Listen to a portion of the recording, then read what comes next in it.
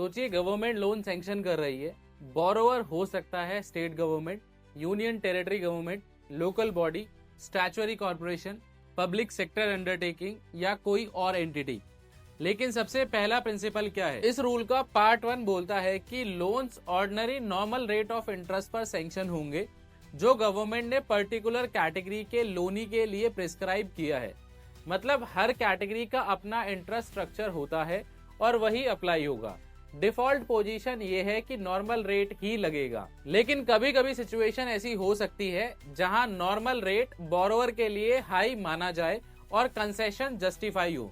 Rule यहाँ भी एक स्ट्रक्चर्ड अप्रोच फॉलो करता है। कंसेशन डायरेक्टली इंटरेस्ट रेट कम करके नहीं दिया जाएगा, उसका फॉर्म होगा डायरेक्ट सब्सिडी जो सैंक्शनिंग अथॉरिटी के ग्रांट्स हेड से डेबिट की जाएगी। मतलब अकाउंटिंग बिल्कुल ट्रांसपेरेंट रहेगी। बोरोवर पहले नॉर्मल रेट पर ही इंटरेस्ट पे करेगा और सब्सिडी अलग से क्लेम की जाएगी। इससे इंटरेस्ट स्ट्रक्चर डिस्टॉर्ट नहीं होता और फाइनेंशियल डिसिप्लिन मेंटेन रहता है। अब आते हैं इस रूल के पार्ट 2 पर, जो डॉक्यूमेंटेशन का बैकबोन है। जब लोन स्टेट गवर्नमेंट या होली ओन्ड गवर्नमेंट कंपनी के अलावा किसी और पार्टी को दिया जाता है तो एक फॉर्मल लोन एग्रीमेंट एग्जीक्यूट करना मैंडेटरी होता है। इस एग्रीमेंट में सारे terms and conditions clearly specify होंगे।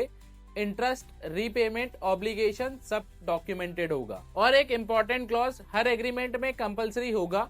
गवर्नमेंट के पास राइट होगा कि वो किसी भी अकाउंटिंग ईयर के अकाउंट्स एप्लीकेंट से मांग सकें।